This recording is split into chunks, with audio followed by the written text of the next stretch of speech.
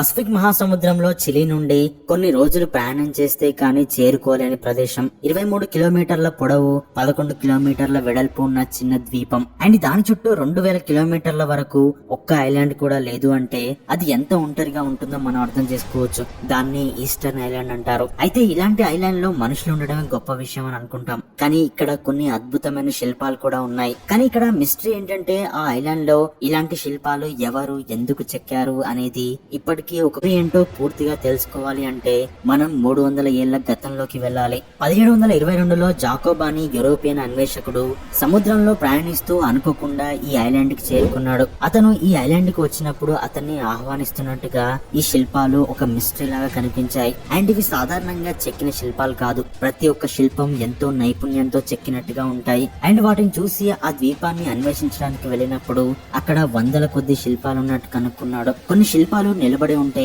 ఇంకొన్ని పడిపోయి ఉన్నాయి. అండ్ అతను ఆ ద్వీపానికి వచ్చిన రోజు ఈస్టర్ సండే కావడం వల్ల దానికి ఈస్టర్ ఐలాండ్ అని పేరు పెట్టాడు. అయితే ఆ ద్వీపంలో కొంతమంది ఆటవిక జాతి ప్రజలు కూడా నివసిస్తున్నారు. వాళ్ళు ఆ ద్వీపాన్ని రాపా నూయి అని పిలుచుకుంటారు. అయితే ఆ శిల్పాలను వాళ్ళే నిర్మించి ఉండాలి అని జాకోబ్ అనుకున్నాడు. కానీ ట్విస్ట్ ఏంటంటే ఆ శిల్పాలను ఎవరు